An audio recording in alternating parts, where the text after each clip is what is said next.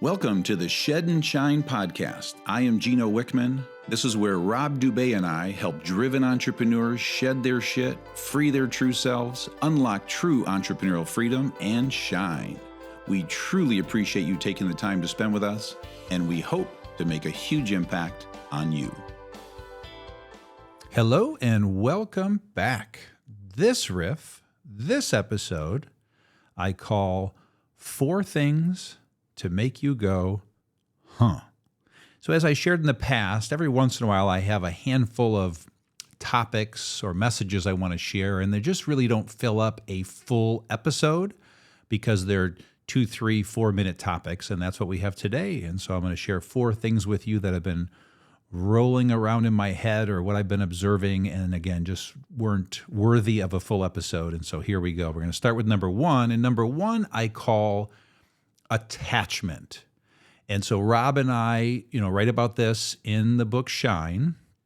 Hopefully you've read it. I highly recommend you do, because I'm not going to go deep into attachment because we've already done that. But there were 2 really interesting things that happened in the last 30 days that really got my attention, and I thought they were just great teaching moments, certainly for me and hopefully for you. But in a nutshell, if you don't understand the concept, it's just a concept that we human beings, we tend to be attached to the things in our lives. And simply put, we shouldn't. I don't know how else to say that, and I'm being as nice as I can. But, if we are our true selves and we are living from our souls, there is nothing to be attached to. And so attachment is where we're just feeling attached to people in our lives, to our business, to our money, to our tangible, whatever it is, we're attached. And another way of thinking about it, it's been also called, we have hooks in each other. And so if you think of relationships, sometimes people have hooks in us or we have hooks in them, and it's not healthy. And if you can get to a place where you have no attachment, it is a much more peaceful journey. Easier said than done, but the root of attachment, when you are attached, this is what leads to your control issues, my control issues, jealousy, possessiveness, and I could go through a laundry list of probably 100 other issues that are really symptoms of the root that is attachment. Well, on that note, again, 2 really interesting things happened. First of all, I was watching this incredible video that a gentleman sent to me, and it is a video, just a 3-4 minute video on his life, and he's had a really incredible life as a videographer and documentarian, I think is what it's called. But what he shared in the video was very profound, and he was sharing something about his relationship with his wife. And he has been an alcoholic most of his life, recovered, hallelujah. But with that, what he shared in the turning point for him was, there's something that Rob and I teach where the way to know that you're attached to someone in your life is to answer this question. And so if you knew that person would be better off without you, would you let them go? And I shared that with an audience once, and somebody yells out from the back of the room, "Hell no!"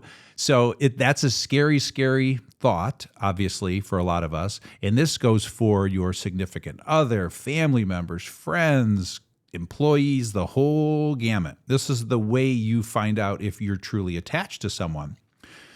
Well, what this gentleman shared in the video about his relationship with his wife and his alcoholism is that there was a point in his life when he had an aha moment, when he was probably at his worst and in his deepest, darkest point in his drinking, where he realized, I am getting chills right now. I mean, it's just like he handed this incredible statement to me, where he said, I realized that my wife would be better off without me. And so I think this goes back like 20 years for him. But he said, I realized my wife would be better off without me.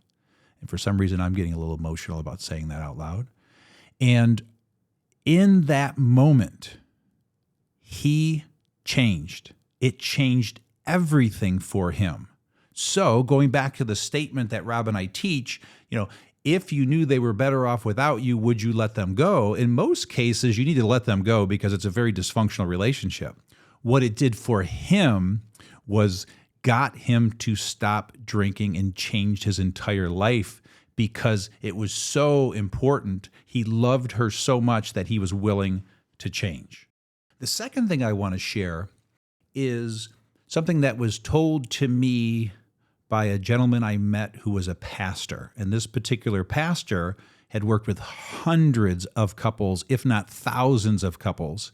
And these couples were, in trouble, tough relationships, planning on getting divorced, really going through challenging times. And what he shared, he said almost 100% of the time, the couples that endured and survived were the ones where the individual took responsibility for solving their issues. And so what we do a lot of times in our relationships is we're telling the significant other what's wrong with them and what they need to correct. His point is the people that looked at themselves and solved and worked on their issues, the relationship survived. And that's exactly what happened in this video, where that particular gentleman realized she's better off without me. I'm going to change because I don't want to lose her. And they've been together ever since. So with that said, on this particular thing that makes you go, huh, I ask you, what are you attached to? And there's an episode called the True Self Exercise. And the purpose behind that exercise is to help you discover what you're attached to. I would urge you to go back to that. It's episode 8. And whatever pings you in that exercise is a good insight to what you are attached to in your life. On to number 2. So this one I call the suit of armor. And so again, we've talked about this in the past, but a couple ahas here. And so this could be called many things. We'll call it the suit of armor, but also known as the facade that we put up. The layers of protection to protect us from the world. Again, it's just all our ego guarding us from ever feeling pain again. And so again, for the sake of this conversation, we're going to call it the suit of armor. And what I want you to do here is think about when you put your suit of armor on. And as I've shared, for me, it was age 15 after a lot of trauma in my childhood. And as I talk about when alcohol touched my lips for the first time, it was like a wake-up call. Again, never a problem, thank goodness. But what it did was it just numbed me and turned off my ego. But it helped me to create a facade that was not healthy, a suit of armor. But that's when I put it on to protect myself from the world. Interesting insight there is I just came back from my August sabbatical. And what I did on this sabbatical is I went back to what I used to do at age 14, okay? And so from like age 9 to age 14, I was a very creative kid. I used to paint, draw, and I was pretty good at it. And so I went back to doing that, and it was very profound to just kind of go back. I really enjoyed it. I got lost in it. But for me, again, I am so clear on when I put the suit of armor on. I think it's vital for you that you clearly know when you put the suit of armor on and why. With that clarity, what I ask and urge you to do is to be vulnerable and trust and understand why you put it on. Look at if you still have it on, and to think about what situations do you keep it on the most? Because I will tell you, it's holding you back. When we have our suits of armor on, we are just not fully our true selves. And again, it's holding us back. And so another thing that happened for me in the last 30 days, it was this really profound conversation. And it was about like removing my helmet, so the final piece of the suit of armor. And again, I'm not perfect and I'm still shedding and I'm still removing that suit of armor, but it's certainly better than ever. But it was a great clarity moment for me as to just another step in the work that I need to do. And that's what I'm urging you to do so that ultimately that suit of armor comes off. But when I talk about being vulnerable in trusting, there was still a ping of fear that if I fully take it off, is someone going to harm me? Again, it's better than ever. It's healthier than ever. But it was beautiful how it showed up again that I still have some work to do. And in that, I just kind of relearned. It took me back. And I think it helped me to shed another layer and get another step closer to removing that suit of armor. And what I realized in that process is how I've got to go to another level of trust, another level of letting go. But this word discernment keeps coming up about what I have to get better at now is trusting my intuition and have better discernment about the people that I allow into my life so I don't have to protect myself. I hope that makes sense to you. With that said, what I would urge on this is for you again to think about what situations do you keep it on the most? I urge you to say it out loud. I urge you to address it. And then another fun thing to do is go to the other side of that and look at what situations do you not have the suit of armor on? What situations are you comfortable completely removing the suit of armor so you can see and feel and experience what that feels like? And if this conversation pinged you, the suit of armor, again, I urge you to read Shine or go back and reread the first half of Shine, which will really shed some light on this for you. On to number 3. This one I call warrior energy.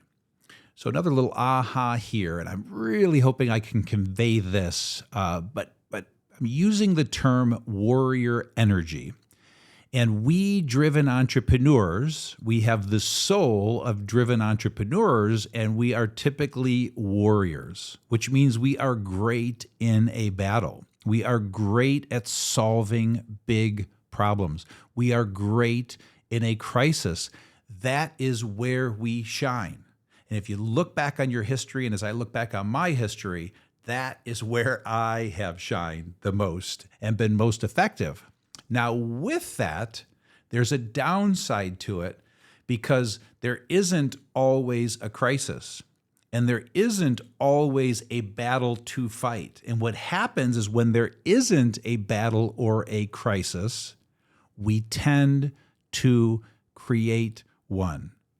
And I observed and watched someone give advice to someone with this warrior energy recently. And it was like a light bulb moment because I realized it's what I'm experiencing. And in the last 10 and 15 years, I've been able to do this. But when there is no crisis, when there is no battle to fight, again, we tend to go create it, like I said. Well, the advice was sometimes we just need to sit it out. We need to rest. Now, that's the word I'm using because I'm going to personalize this in just a second. But the idea is knowing that there isn't always a battle and a crisis, and knowing how good we are at it, sometimes it's okay to just take a break. And I realize what's happening for me is I have just finished this 3-year intense period of bringing Shine to the world and these 10 disciplines and the content in Shine with Rob Dubay, and it has been intense. And again, it's not a battle or a crisis, but again, it's a big, big, big project. And what I realize is the work is done just from a standpoint of the creation of it. We've got a lot to execute now. But what I realize in this sabbatical that I just came back from is I am resting right now. And I urge you to consider this point. I am resting. I am sitting on the sidelines. I am waiting to be called for my next thing. And I know it's coming, but there's this patience that I'm learning, and I urge you to consider a patience for the next one. It will come. This is what we are here to do in the world. So instead of going out and creating a crisis, how about we just simply wait for the next one and recharge our batteries and rest in this wonderful time and opportunity that we have so that we're better than ever for the next big project, idea, crisis, battle. And last but not least, here is number 4 of the 4 things to make you go, huh. This one I call the judgment triple whammy. So again, the judgment triple whammy. Someone once said to me, judgment is what keeps us from love. Now, you can say that a few different ways. Judgment is what keeps us from God. Judgment is what keeps us from consciousness, from freedom, from being our true selves.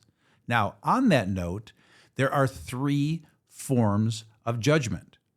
Number 1 is that we judge others. Number 2 is that we judge ourselves. Number 3 is where we worry about the judgment of others, people judging us. So now what I'm going to do is go a little deeper into this, but starting with number 1, judging others, the idea here is to be aware. I'm going to urge a mini exercise for you, which is just to think about which one you suffer from the most. And so as I take you through these in a little deeper level, be thinking about which one you suffer from the most. And so starting with number 1, judging others, pretty self-explanatory, but this is where we are constantly judging other people, having opinions of them, putting our stuff on them. Number 2 is when we are judging ourselves. It's that internal voice where we just beat the heck out of ourselves, judging ourselves. And number 3 is where, again, we worry about what other people think about us, their judgment of us. There's a lot of judgment going on out there. So for me, this is actually the one I suffer from the most because I can feel it. I can feel other people's judgment. Not perfect at the others, but this is the one I suffer from the most. And so again, this is one where we worry about what other people think. And so as we go forward, we run that through that filter. So we don't always make the best decisions for ourselves because we're thinking about how other people are going to react. And so with the judgment triple whammy and knowing that judgment is what keeps us from love, God, consciousness, freedom, our true selves, I urge you to think about which one you suffer from the most. And then once you have done that, I urge you to give some thought to it. Take this next 7 days and just simply be aware of it. Just be aware for the next 7 days and observe how it's showing up for you. You could meditate on it. You could journal on it. You can contemplate. You can pray on it, whatever works for you, but just be aware and spend time on it. And then I would urge you to talk to someone about it. Just have a conversation with a friend, family, someone who you love and trust that you can have these kind of conversations and just simply have a conversation about it. And those are the 4 things to make you go, huh. Thank you for listening in today. We truly appreciate you taking the time to spend with us, and please tune in for the next episode. Until then, if you'd like to see where you are on your true self journey, go to shedandshinepodcast.com to take the true self assessment and receive personalized guidance. If you're all ready to begin your inner world journey with Rob and myself, please join us for the next round of the 10 Disciplines Group Coaching Program. We wish you all the best in freeing your true self. Stay focused and much love.